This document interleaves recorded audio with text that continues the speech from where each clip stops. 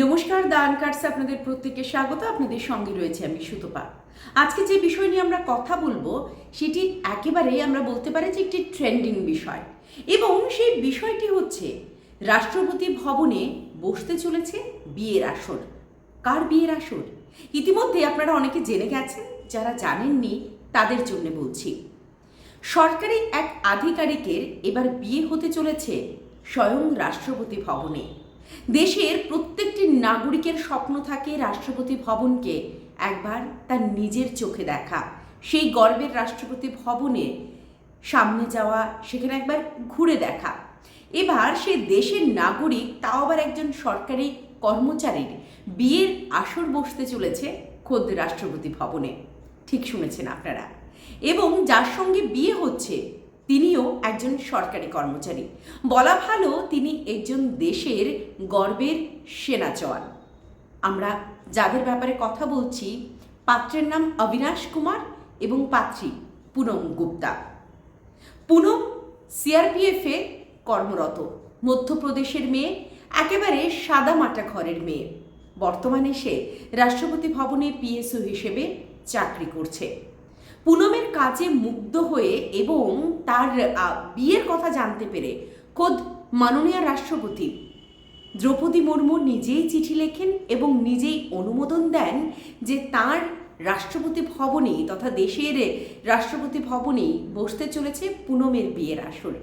আগামী 12ই ফেব্রুয়ারি পুনম এবং অবিনাশের বিয়ে হতে চলেছে। কে সেই পুনম, যাকে নিয়ে এত কথা, এত চর্চা, যার বিয়ে দেশের ইতিহাসে লেখা থাকবে? চলুন একবার তাকে দেখে নিই আমরা। পুনমের জন্ম দেশের মধ্যপ্রদেশে, এবং মধ্যপ্রদেশ রাজ্যের এই গর্বের মেয়ের কিন্তু সাফল্য একেবারে চোখ ধাঁধানো। ইউপিএসসির যে সিপিএফ পরীক্ষা হয় সেখানে পুনম 81তম স্থান অর্জন করেছে এবং তারপরেই সিআরপিএফে জয়েন করে পুনমের শিক্ষাগত যোগ্যতার দিকে একবার আমরা নজর রাখব। গণিতে স্নাতক, ইংরেজি সাহিত্যে স্নাতকোত্তর ডিগ্রি অর্জন করেছে। গোয়ালিয়রের জিওআজি বিশ্ববিদ্যালয় থেকে বিএডও করেছে পুনম। আর পুনমের যার সঙ্গে বিয়ে হতে চলেছে সেই অবিনেশ কুমার বর্তমানে জম্মু এবং কাশ্মীরে কর্মরত।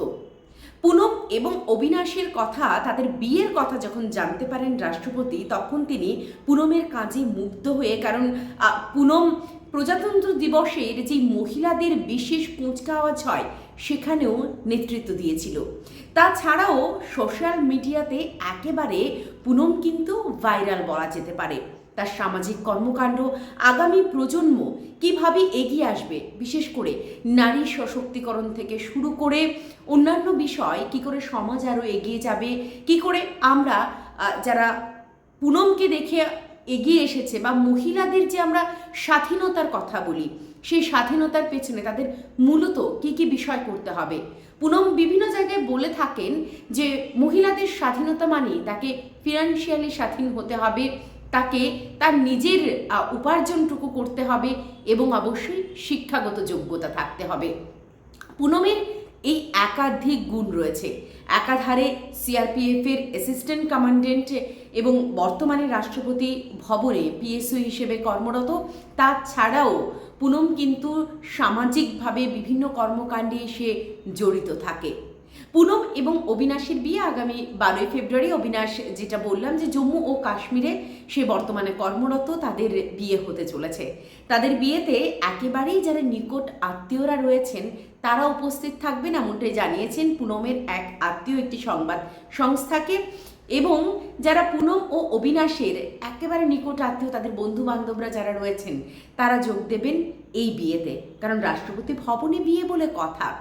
যারা একেবারে দম্ভরম্ভ যাদের রয়েছে, আমরা যদি বলি বিভিন্ন ক্ষমতায় বলিয়ান যারা, তারাও কিন্তু এই স্বপ্ন দেখতে পারেনি, অথচ পুনমের সেই স্বপ্নই বাস্তব হতে চলেছে, যেটা হয়তো পুনম নিজেও কোনোদিন ভাবেনি। দেশের ইতিহাসে লেখা থাকবে একজন সরকারি কর্মচারীর বিয়ে রাষ্ট্রপতি ভবনে। মাদার টেরেসা ক্রাউন হলেই হচ্ছে পুনমের বিয়ে।